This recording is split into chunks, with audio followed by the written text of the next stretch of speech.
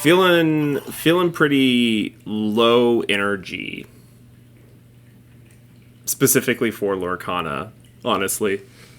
When we went to Set Champs last week, I was not locked in. I mean, the thing about Set Champs last week was that, one, it was kind of ridiculous because it was after the time that they were supposed to be, and it was after Richmond, and freaking new 2 set weeks comes out like next week. Winter spell, yeah. So really, the only reason this is ridiculous. The only reason I went was because I was like, well, I could probably get another of the promos. But of course, instead I encountered every green deck that could There happen. were so many aggro decks there. I think we had 12 or 13 players, and I swear 8 of them were Emerald decks, and like 4 of them were dogs. And it was just, and I thought I was going to be the odd one out, bringing green purple hyper aggro, you know? I really considered doing something different, but I just didn't have it in me to put a deck together. Especially since I just finished putting everything away like perfectly, except for my current my deck that I used in Richmond, and my Infinity deck. Both of those are from Richmond are still intact, which doesn't even matter. I could probably put them away because they're going to change, right? I mean, I don't even know that I'm going to play Blurple again. I was going to say, I saw a tier list the other day from someone sketching up, you know, what they think the winter spell meta is going to be like. Blurple, C tier. C tier. I am drawn to a board wipe, but it would be very against anything that I'd previously done, you know? Honestly, yeah, I not a board wipe. I am all on board for board wipes, but plain Amber. Amber's different. Well, so like, and you and I were talking about this a little bit. I want that Ruby Amethyst back, that Ruby Amethyst playstyle back. Honestly, I'm really eyeing Amber Amethyst. Yeah, just you to said try to that. get that, just to try to get that Ruby Amethyst feel, because everybody's talking about the new board wipe. What's it called? Raging Storm? Oh gosh, I don't know. I don't even know. I think that's what it's called. Something Storm. So everybody's eyeing it and being like, wow, I can't believe it costs 8. It's uninkable. It doesn't do anything. You can't be sung. This is going to be unplayable outside of ramp decks. And I think everybody forgot about Ruby Amethyst as a deck. Yeah, it costs 1 more than Be Prepared. But 1, let's not do revisionist history here. Be Prepared was basically never sung. Be Prepared was, I hit 7 and I cast it because I have to. There was no, you know, dallying around, playing a 7-drop on turn 7 just to sing it on turn 8. That wasn't happening in a majority of the time. No. So yeah, it costing 1 more means that it goes a turn behind, but like, whatever. The point of like Ruby Amethyst was, I'm going to control the board until I can't, and then I'm going to click the big reset button. I don't know if Amber Amethyst can do quite the same thing as, you know, as Ruby could with Brawl and Sisu, you know? Yeah, it had a lot more tools. It did, but I'm thinking, you know, if we're looking at Amber Amethyst, you have all of the good Amethyst cards, which Amethyst in general is really good at controlling the board. Yeah. I mean, like, Amethyst is good as a whole. You could probably do a whole mono Amethyst deck at this point. But, like, it's also suspiciously good at controlling the board for some reason, because you have Elsa and you have there's a new Sven that is a 2/4 Challenger 2 evasive and rush. Jeez. I I don't know what he costs. It's somewhere 3 to 5, but whatever, it's acceptable. And I just think, you could throw in the Horseman Strikes to get rid of opposing evasives. And I think that there's a real deck there, It's a real deck. You don't have to do any of the combo shenanigans. If you don't want to, you could, I guess. But you could just do a normal Amber Amethyst mid-range deck, and I think be completely fine with surviving until turn 8 to hit Raging Storm. It can't be Raging Storm, right? Because it is Raging Storm. I looked it up. Oh, but it has Lilo and Stitch characters on it, doesn't it? Yeah. It's Disney just loves to pair the adjective raging with storm, I guess. Yeah. Because I was thinking I was going to get confused with Let the Storm Rage On, but whatever. Anyway, my hot take is that Raging Storm is going to be played outside of ramp decks if it's going to be played at all. I think Amber Amethyst is going to be a better deck than Amber Sapphire. Well, I'm obviously more inclined toward Amber Sapphire, but I also am very inclined toward winning. That's true. I saw a tweet. I wonder if it's still on my screen. That's that was like just play the broken thing. You will be a lot happier playing the broken cards than trying to figure out how to beat the broken cards that everybody else is playing. Oh, yeah. Well, I mean, and that's how I got to Ruby. I mean, not that it's broken, but the idea of playing. But on the other hand, that's the opposite of what I did with Bucky, because I was like, I don't enjoy this. I don't enjoy you not enjoying this. So I think there's probably a limit. To that philosophy, I think a lot of people would consider Dumbo to have been a little pushed. And we both pretty quickly fell in line with playing Dumbo. It's just, you just look at the raw power of a card, and sometimes you're just in awe of how powerful it is, and you're just like, I mean, I have to play it. I can't not play this, but I think more often than not, though, with Dumbo, it wasn't what won me the game. It was the I am ahead, and because of Dumbo, I'm going to stay ahead. It often felt like getting to activate Dumbo at all felt like you were winning that game. Yeah. Mm-hmm.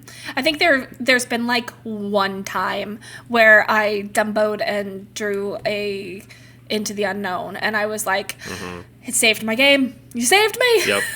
Yep.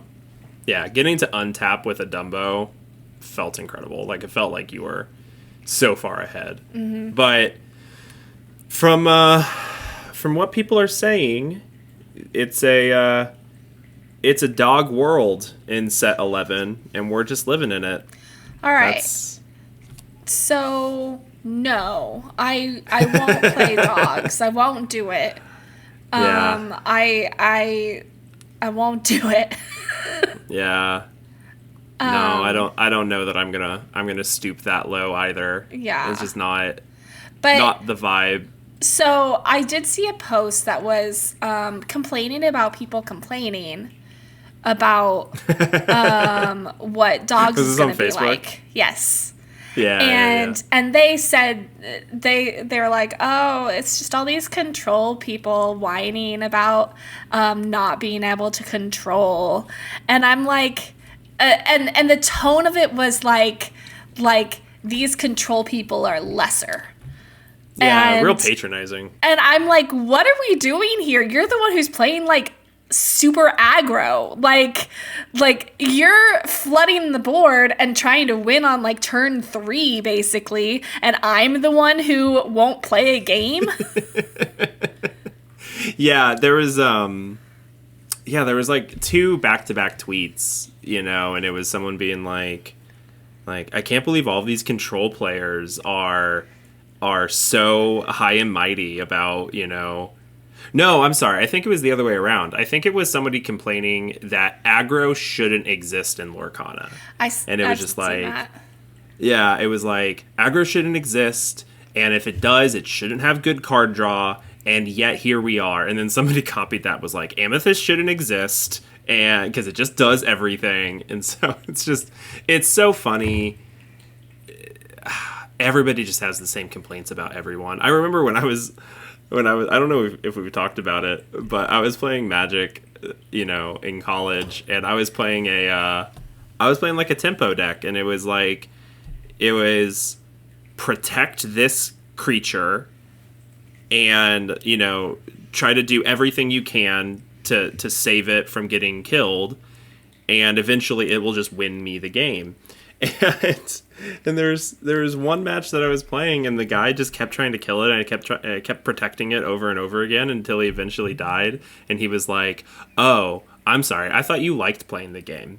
Like, I don't understand why you want the game to be over so fast." Like, because he was playing a control deck, and I was playing like a quick tempo deck, and I was like, I like winning. What are you talking about? Yeah, I like playing the game. I like playing the game to win. If I just liked playing the game to play the game, I wouldn't be at a tournament right now. And so I think everybody has that. Like, if you're not playing my preferred play style, then you're not actually playing the game. Yes, for me, it is that it's not my preferred. I don't care if other people play their preferred play style. I will play my preferred play style. And the interesting thing is, like, you know, we're all taking risks with taking these play styles, you know? Like aggro knows that if they don't aggro fast enough, they're just gonna die. Like, right. And they're like, that's cool. I take that risk, you know? Yeah, well, it's the same as control decks, right? Where, like, if I don't control hard enough, right? Yeah. Well, control decks know that they have to hold off aggro long enough, and if they survive the initial burst, then they have a greater chance of winning. But, you know, if you open up your opening hand in game 3 and there are no early control cards, then you just lose, you know? And so, like, it's the same thing regardless of the archetype that you're playing. Anyway, I was so confused about everybody saying that the sky was falling because of Willow. You know, that big old tree. Mm-hmm. And I texted you, and I was like, is this not just Lantern? I don't understand. And I'm glad that I was not the only one confused, because as soon as I texted you that, I saw a post on Facebook being like, is this not just Living Lantern? Yeah. Well, right. And we're both like, yeah, that makes it worse. But right. It makes it way more vulnerable, right? But in this specific scenario, I get it. It's... Yeah. But yeah, in dogs, it does double up on its reduction. And there's also a question of whether or not Willow refers to literally the next character that you play, or if you can choose the timing of the discount. And we don't know the answer to that one at the time of recording. So we shall find out later. I have no strong opinions on it one way or another. I think I could read it either way. Yeah. But there is some some confusion. When it was first revealed, I was like, all of these words are a little weird. Like, I was a little uncertain from the beginning about what exactly it's intended to do.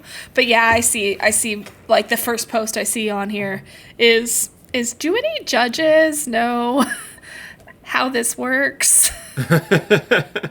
Yeah. And the answer is that we don't know yet. Yeah. So, I don't know that it fully changes the power level one way or another. But I guess if the timing is not in such a way that you can choose when to apply the discount, then there is some counterplay versus Lantern, because Lantern, you can choose the timing. Mm-hmm. And if Willow is literally the next character that you play, then that means that, like, it's far more likely that you're going to waste a discount from multiple willows.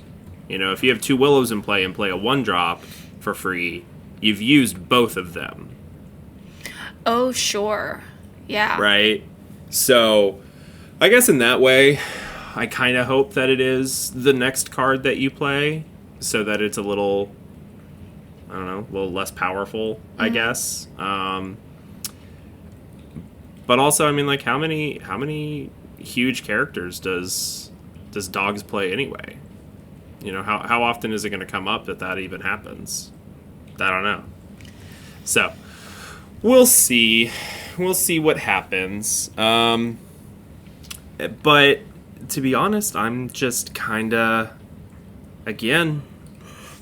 low energy for Winter Spell in general. I think the cards look really nice. I think a lot of the artwork is really pretty. But I haven't been given a lot of reason to care. Yeah.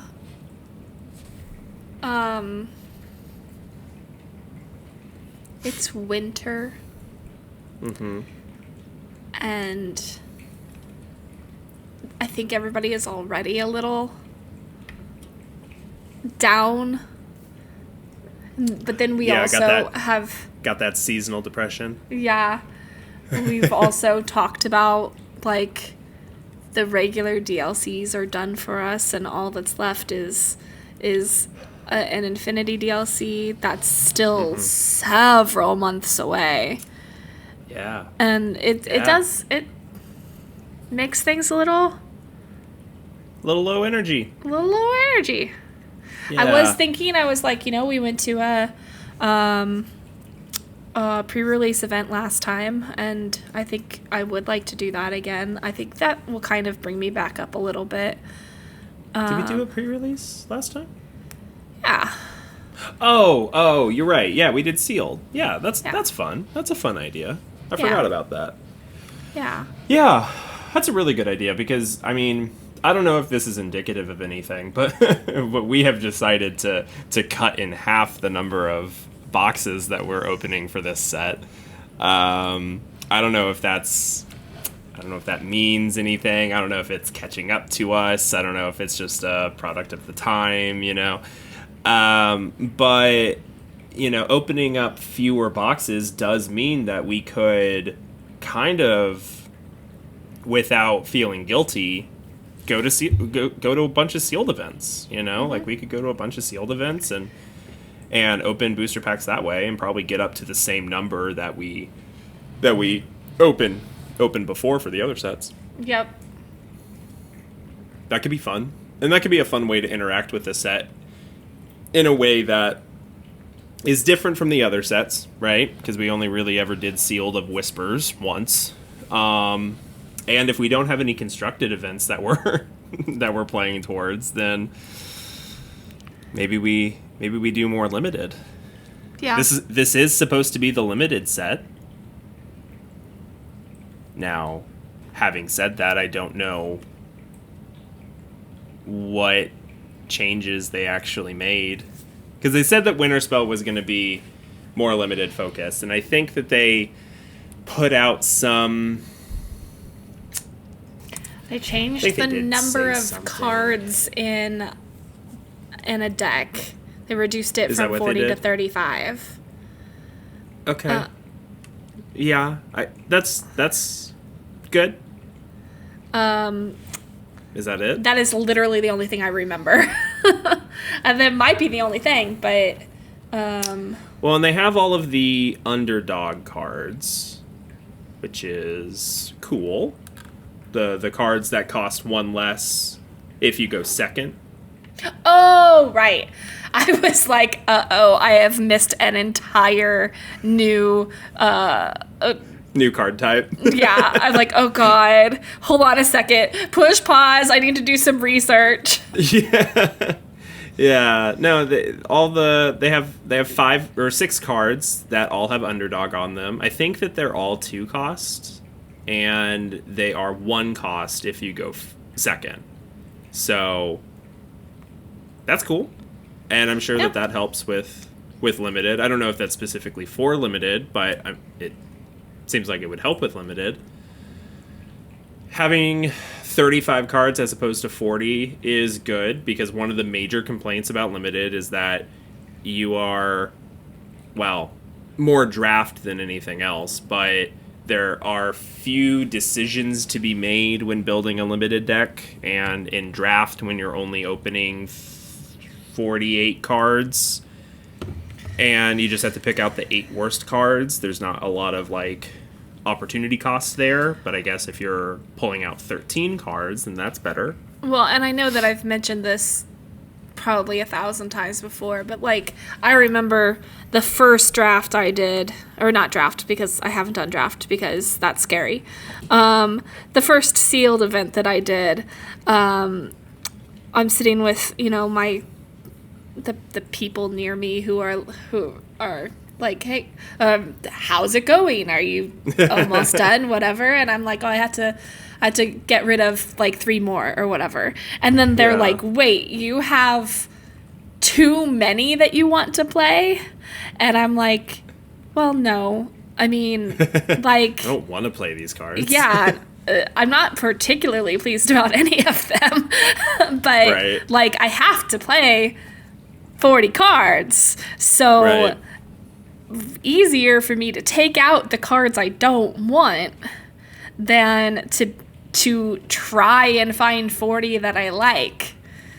And so, yeah. Well, they were probably going from the opposite direction, where they were like, okay, here are the 12 good cards that exist in these 6 packs. Oh God, I have to find, 28 Which is interesting. More or whatever. I mean, they got done way earlier than me, but like, But yeah, so if there's, if it edges a little more toward more to get rid of, I could see going from their direction of, these are the cards I want to play. These cards will work well together. This will be great.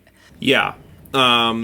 I am very hopeful that this is the start of them caring about limited as a potential format. Or maybe not the start, but the continuation, because like at Worlds last year they had Super Sealed, right? But that was a much larger card pool than what normal people are doing. Mm-hmm. And so it allowed them to add the restriction. Like it allowed them to add the color restriction.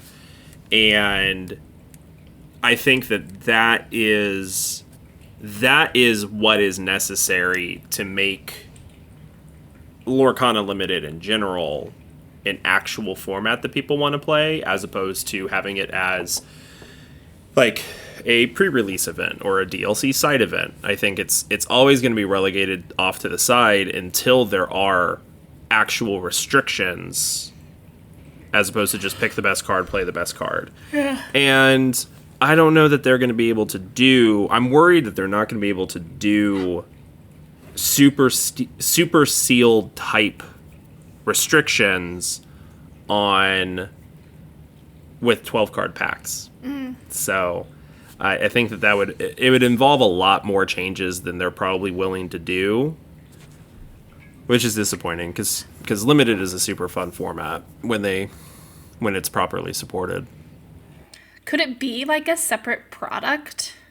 Maybe. If we're going in that direction, Magic did try that. For a little while, I don't know for how long, but for a little while Magic had 2 separate booster packs. They had what they called play booster packs, and they had draft booster packs. I think that was the delineation. And so you can think of one of them as like what we normally would have now, where it has like a distribution of commons, uncommons, rares, whatever. And then the other ones were intended more for people just opening packs, people just opening cards. Maybe they're prize packs, maybe people buy a box, And so what the distribution for that other product is that it didn't have as many commons and uncommons. It was more top heavy, which is cool because it's kind of, those are the cards that you want to open anyway. The problem is that nobody wanted to buy the draft packs.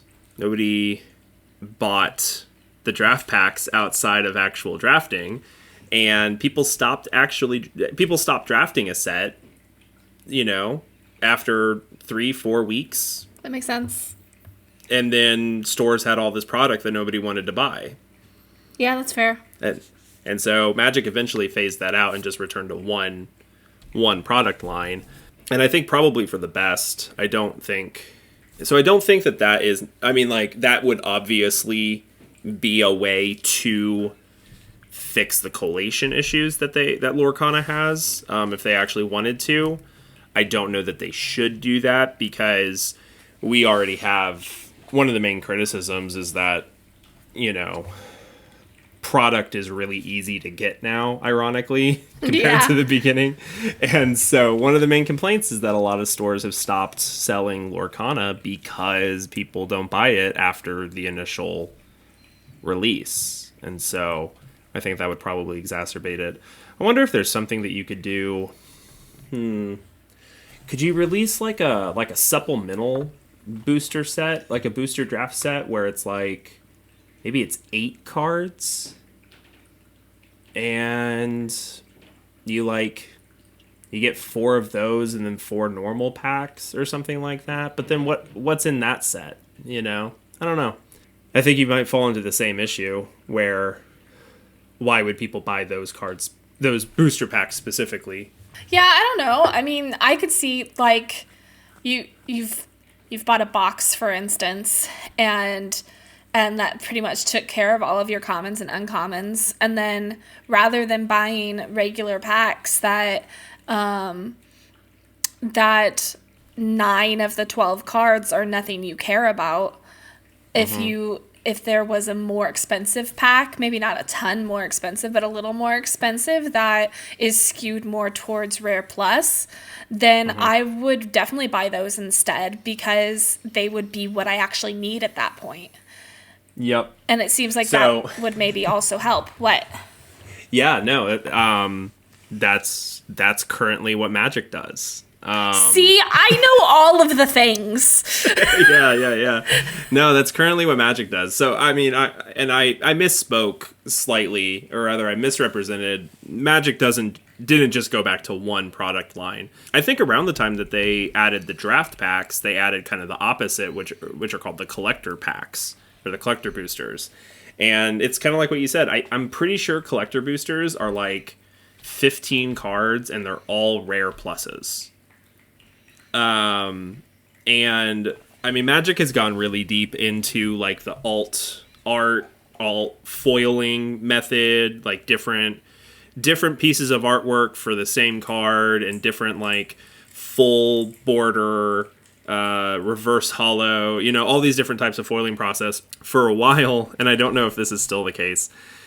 They had to put out a chart of how can you find any of these particular different types of like special cards, of premium cards. It's like, okay, like straight up like, okay, which do I need to buy in order to get this card? Yeah. So it was like down the left side column, it was all of the different types of products that they have. So it was like draft boosters, and it was play boosters, it was collector boosters, and it was pre-release sets, and it was commander like whatever.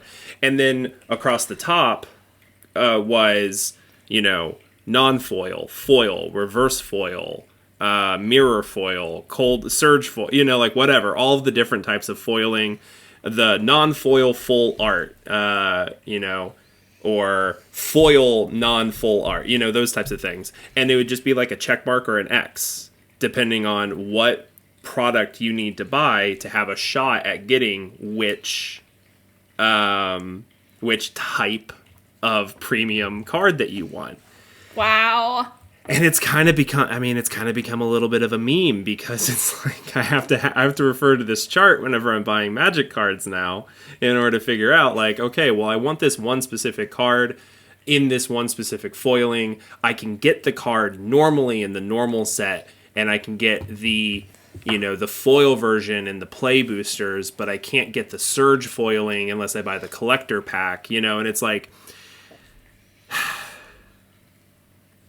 I don't know if that is what killed Magic for me, or if it just so happened to coincide with Magic dying for me, but it definitely didn't help. And so, also collector packs, unlike what you said, collector packs are like $20 a piece.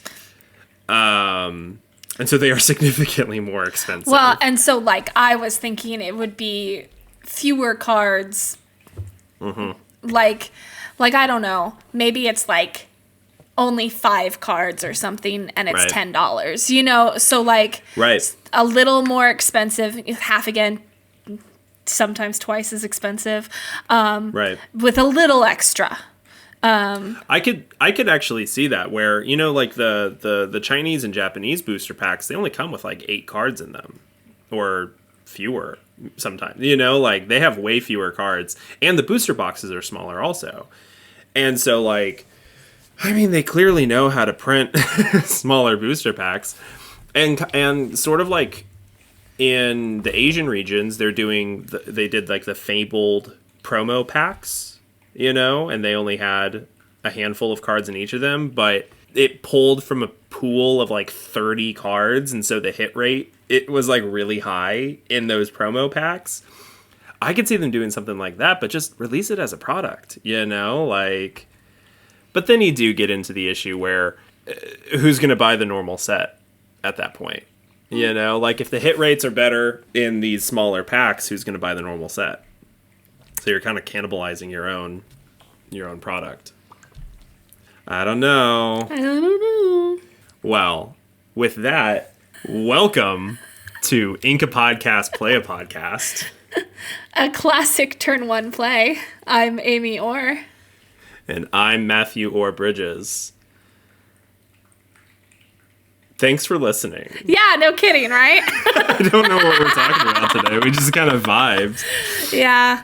I mean, I'm not against some vibe conversations, you know? I need to know how to write I need to know what a title, and I need to know how to write a description. I think that the description is maybe like, today we're just kind of vibing. Today we're just vibing. You know, ruminating on the new set that's coming out, and you know, I don't know. I mean, like, what if we did?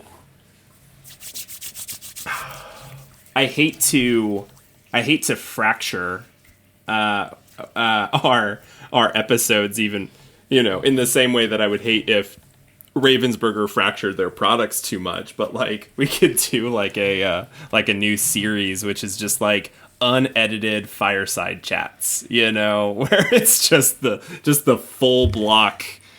And it doesn't have... Especially right now. It could be, it's winter, so here's a fireside chat. Right, yeah. I mean, I'm not opposed to that. I would have to figure out how to... I wonder if we could put Christmas hats on. Or, like, beanies. We don't see anything besides our hats, though, so it would have to be something... Just add, like, little bells to the tips of my horns. Yep. Well, was there anything else that we wanted to talk about? So, I mean, like, are you going to be jumping on the Amber Sapphire train? It did okay at Richmond. And you haven't done that color combination, that pairing I mean, with Sapphire I'm working yet. my way through all of the colors with Sapphire, right? You really missed the boat on blue green. I mean, honestly, for real here, if I had just, like, if it wasn't Christmas, then last set I would have been blue green. I would have been. Yeah. And I just didn't have the time to put the time in. Yeah. And you know, you probably would have done better at Richmond. Shut because up. It was like the deck to beat, you know? It was like the deck. Yeah. Yep. But now I've missed it. And now I have to move on to Amber Sapphire instead. I mean, who knows what blue-green is going to be doing in this next set. I don't know that it you know, isolated from everything else, independent of context, I don't know that it got any worse. It might be even better in a dog world. if you can... I actually don't know what the dog matchup is. Is dogs good into blue-green? I imagine that's why dogs is good, right? Now that I think about it. Is that I have no idea. I don't know either. It's so hard for me to understand matchups just by looking at deck lists without playing them.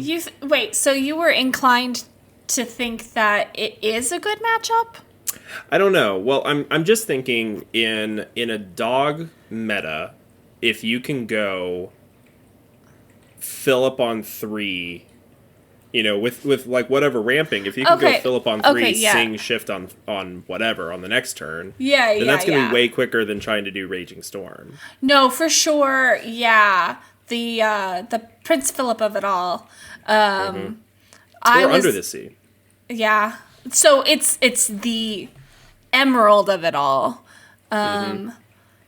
Because I was thinking more along the lines, and this is still Emerald, but I was thinking it wouldn't be that great because so much of it is centered around Clarabelle, and an aggro deck isn't having a bunch of cards, and they're not drawing a bunch of cards. They're playing from their freaking tramp that draws 100,000 cards but then discards them all. They're just not keeping things in their hand. Yeah. Well, and it's kind of the same, when the control player turns the corner, it doesn't really matter. No, for sure. But Clarabelle is such an important part of turning the corner. For sure. Actually, something just occurred to me, which was when you said it was the Emerald of it all, I was like, oh, that makes a lot of sense. Really, any Emerald deck running Prince Philip or Under the Sea could be good into the dogs matchup, right? And I thought, well, Sapphire is probably the best paired with it because it could ramp to those cards, to the shift Philip or whatever, or you can, get a couple Cinderellas out or whatever and a Tipo and sing Under the Sea. And then I thought, well, what if maybe this is the new one. Amber Emerald, mid-range. Amber Emerald, not dogs, where you use Lantern and Willow to help shift out Prince Philip early. And one of the Duck Nephews? Sure. Isn't one of those Yeah, like Quest to discount? I think so. Yeah, something like that. Yeah. So what if you do that? You play Clarabelle's, you play your Welcome, you do the whole Emerald package, and then you also have access to Raging Storm after you have Philipped them once, and then they have, rebuilt. Rebuilt very quickly. Like, cool. By the time you've rebuilt, I'm on just naturally 8 ink. Here's a Raging Storm, and I also have all of the Powerhouse Emerald cards. Interesting. Could be a thing. Could be a thing. What I like about my Amber Amethyst idea, though, is playing Lanterns in that deck anyway. Raging Storm, and then my Lanterns survive. So I'm still, I still have a little bit of advantage in that sense. Yeah. I don't know. I think there's definitely a deck there. But Amber Sapphire is also really interesting. Well, and I feel like it's been several sets that people keep saying, oh, this is the time it's going to happen. This is the time it's going to happen. Is this the time it's going to happen? Maybe. Maybe. I don't know. I saw the playmat for the Winterspell Set Championship. I did too. It looks really good. I like it. Honestly, it's the first time that I'm actually excited about a playmat. I'm actually really digging the art in Winterspell entirely. The art is insanely good. Yeah. That's like the biggest impression that I've gotten. Well, I've complained about how I don't see much of a difference in the Enchanteds, honestly. Like, these are completely different, and I love them.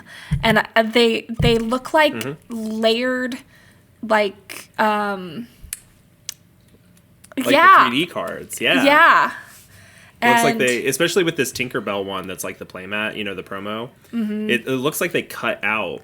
Exactly. It's like, what am I trying to say? It's like a shadow box. Yes, a shadow box. Yeah, mm-hmm. Yeah. Mm-hmm. It looks really cool. And they've redesigned the championship mat so that, like, it's not just, like, I'm looking at the other championship mats, and it's a piece of artwork, and it has the Lorcana logo, and it has the set name, and it has the word champion. But this one, they actually, like, designed the playmat around those 3 pieces of text. Yeah. And I'm not somebody who was all that bothered by the giant champion. No, me neither. But this does look... The fact that it's smaller is nicer. Really good. Yeah. I like the corner info mm-hmm. and then just undisturbed art in the middle. Yeah. So that is a thing that we have to look forward to for Constructed, for Core Constructed. And this is the first time in 3 sets, so not a long time, that we aren't being interrupted during the set champs. Perhaps a blessing in disguise. Right. Yes.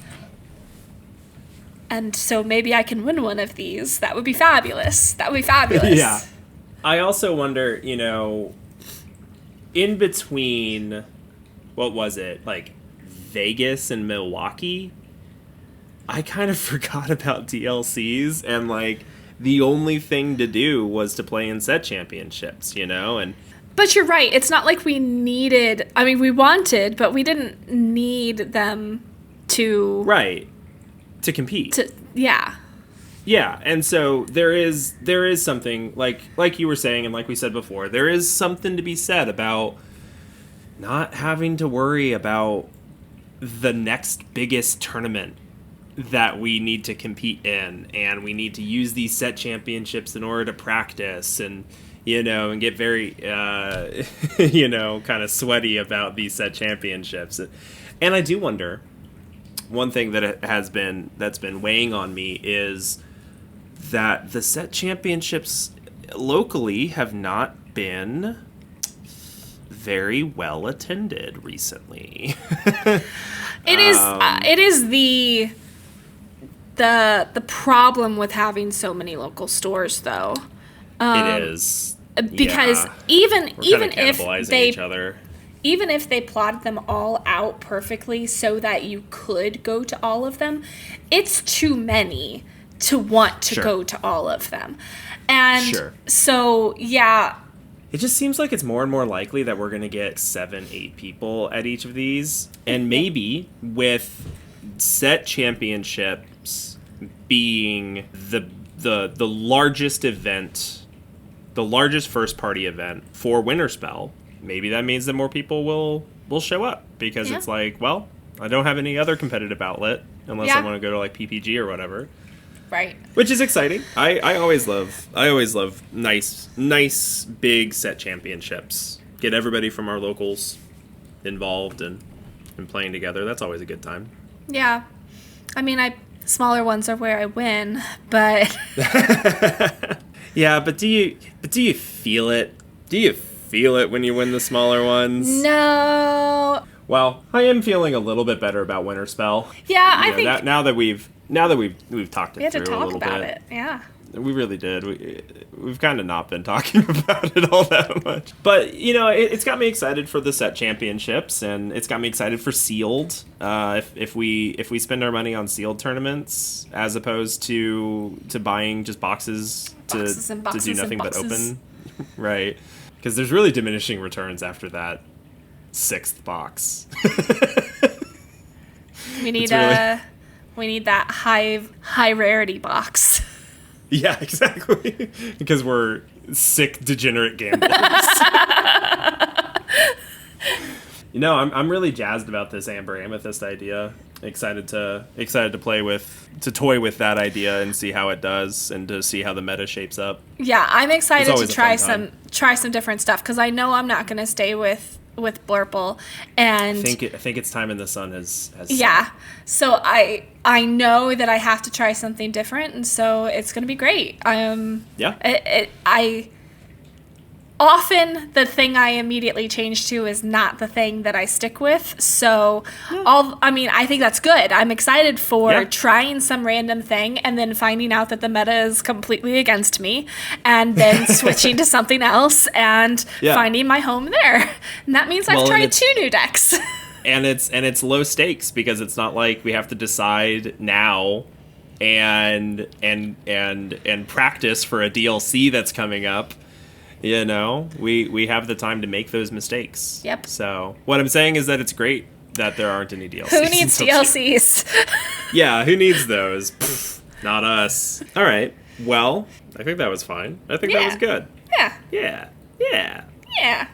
Yeah. All right. I am turning off my recording now. Okay, me too.